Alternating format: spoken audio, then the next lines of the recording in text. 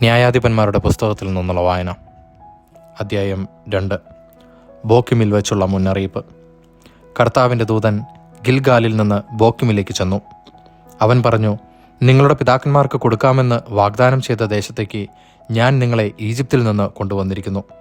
നിങ്ങളോട് ചെയ്ത ഉടമ്പടി ഞാൻ ഒരിക്കലും ലംഘിക്കുകയില്ലെന്നും ഈ ദേശവാസികളുമായി യാതൊരു സഖ്യവും നിങ്ങൾ ചെയ്യരുതെന്നും അവരുടെ ബലിപീഠങ്ങളെ നശിപ്പിച്ചു കളയണമെന്നും ഞാൻ നിങ്ങളോട് പറഞ്ഞു. എന്നാൽ നിങ്ങൾ എൻ്റെ കൽപ്പന അനുസരിച്ചില്ല. നിങ്ങൾ ഈ ചെയ്തതെന്താണ്? അതിനാൽ ഞാൻ പറയുന്നു, നിങ്ങളുടെ മുമ്പിൽ നിന്ന് ഞാൻ അവരെ പുറത്താക്കുകയില്ല. അവർ നിങ്ങളുടെ എതിരാളികളായിത്തീരും. അവരുടെ ദേവന്മാർ നിങ്ങൾക്ക് കെണിയാവുകയും ചെയ്യും. കർത്താവിൻ്റെ ദൂതൻ ഇതറിയിച്ചപ്പോൾ ഇസ്രായേൽ ജനം ഉച്ചത്തിൽ കരഞ്ഞു. അവർ ആ സ്ഥലത്തിന് ബോക്കിം എന്ന് പേരിട്ടു. അവർ അവിടെ കർത്താവിന് ബലിയർപ്പിച്ചു. ജോഷുവയുടെ മരണം. ജോഷുവ ഇസ്രായേൽ ജനത്തെ പറഞ്ഞയച്ചു. അവർ ഓരോരുത്തരും തങ്ങൾക്ക് അവകാശമായി ലഭിച്ച ദേശം കൈവശമാക്കുവാൻ പോയി. ജോഷുവയുടെയും കർത്താവ് ഇസ്രായേലിന് ചെയ്ത വലിയ കാര്യങ്ങൾ നേരിട്ട് കാണുകയും ജോഷുയ്ക്ക് ശേഷവും ജീവിച്ചിരിക്കുകയും ചെയ്ത ശ്രേഷ്ഠന്മാരുടെയും കാലത്ത് ജനം കർത്താവിനെ സേവിച്ചു. കർത്താവിൻ്റെ ദാസനും നൂനിൻ്റെ മകനുമായ ജോഷുവ 110 വയസ്സിൽ മരിച്ചു. അവനെ ഗാഷ് പർവ്വതത്തിന് വടക്ക് എഫ്രായിം മലനാട്ടിൽ തിമ്നാത്ത് ഹെറസിൽ അവൻ്റെ അവകാശഭൂമിയുടെ അതിർത്തിക്കുള്ളിൽ അടക്കി.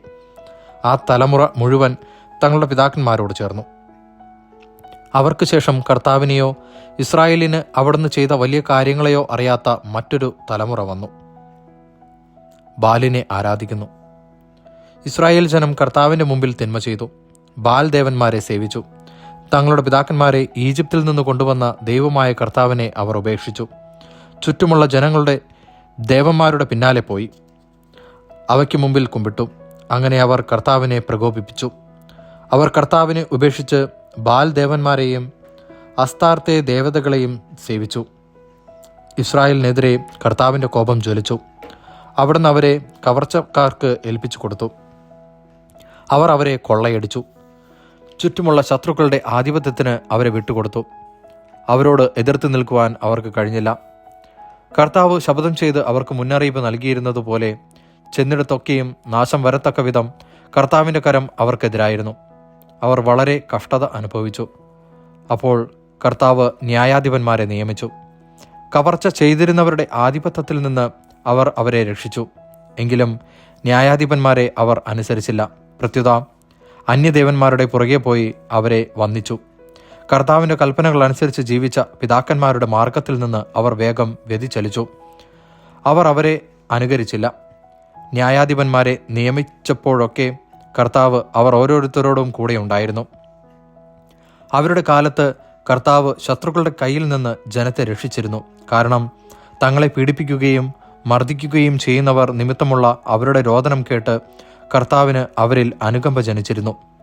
എന്നാൽ ന്യായാധിപൻ മരിക്കുമ്പോൾ അവർ വഴിതെറ്റി തങ്ങളുടെ പിതാക്കന്മാരെക്കാൾ വഷളായി ജീവിക്കും. മറ്റു ദേവന്മാരെ സേവിച്ചും നമസ്കരിച്ചും അവരുടെ പിന്നാലെ പോകും. തങ്ങളുടെ ആചാരങ്ങളും മർക്കടമുഷ്ടിയും അവർ ഉപേക്ഷിച്ചില്ല. കർത്താവിൻ്റെ കോപം ഇസ്രായേലിനെതിരെ ജ്വലിച്ചു. അവിടുന്ന് പറഞ്ഞു, ഈ ജനം അവരുടെ പിതാക്കന്മാരോട് ഞാൻ ചെയ്ത ഉടമ്പടി ലംഘിച്ചിരിക്കുന്നു. എൻ്റെ വാക്കുകൾ അവർ അനുസരിച്ചില്ല.